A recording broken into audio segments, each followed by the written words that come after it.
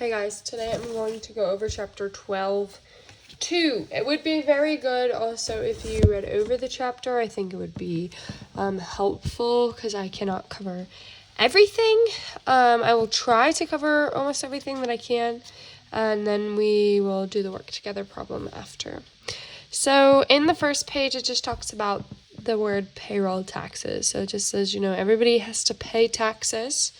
And when you have a payroll, there are payroll taxes that come with that. So that would be federal income tax and Medicare and Social Security. So just the kind of taxes that a business has to pay because they have employees. And whether they have to pay it or their employees have to pay it, it's still called payroll taxes. They're either deducted from paychecks. That's it. They're deducted from paychecks. So we have federal income tax is withheld from employee earnings in all 50 states. So everybody has to pay a federal income tax. It's withheld from their paychecks in all 50 states in America. So the way we do it is through this W-4. If you have held a legal job, you were required by law to fill out this W-4. And that's just your name, your social security number, your address, whether you're singled or married, how many withholding allowances you have, and to sign your name and date it. Okay, so you are required by law to complete this certificate. Every employer is required to have one for all of their employees.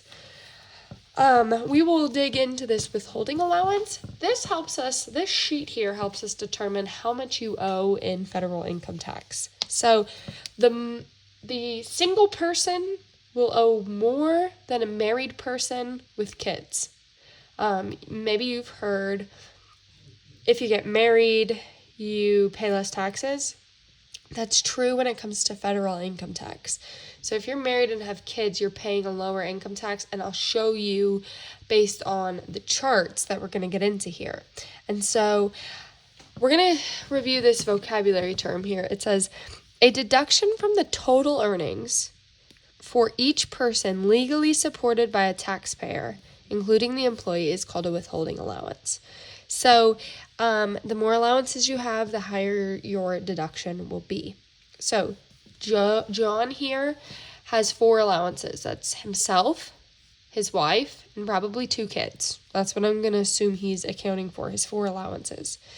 So he will use this to determine his federal income tax on this sheet. But let's go down to the second vocabulary term on this page, and it says payroll deduction. So this is any amount withheld from an employee's gross earnings is a payroll deduction. So federal income tax is just one of the many amounts that are withheld. So let's go and look at this federal income tax withholding sheet. It might look scary, but it's pretty easy to understand. The IRS, Internal Revenue Services, puts out this tax withholding sheet every year. They update it.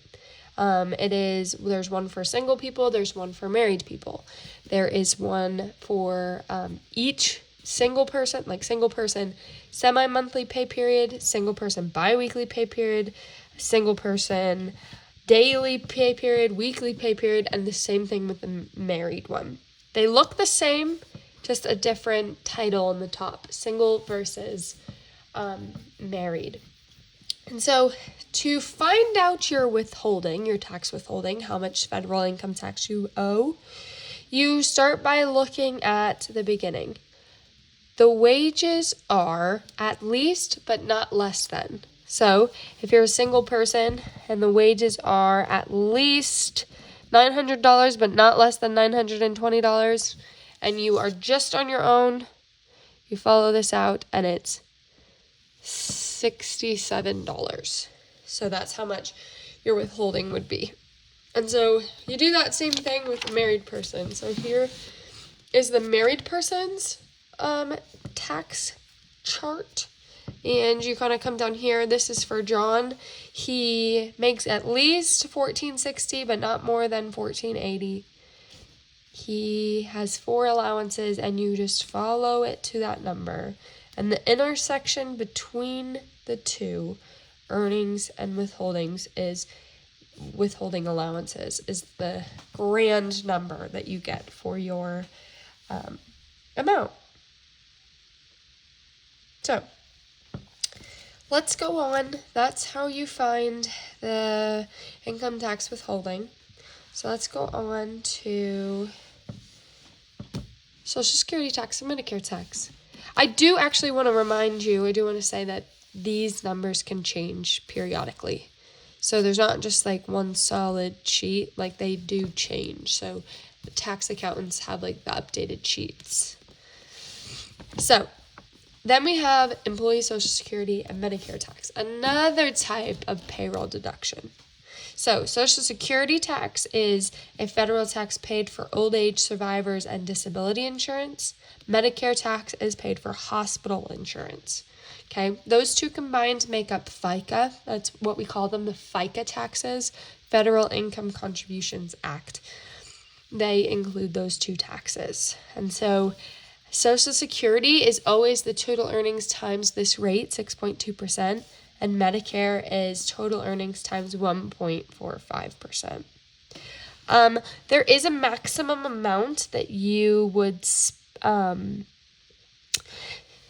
can reach for Social Security tax. Sometimes you could pay, there's like a maximum amount that you don't have to pay more than within a calendar year. And so this is calculated by the total gross earnings year to date for an employee is the accumulated earnings. And if the accumulated earnings equals the tax base, no additional taxes are to be paid.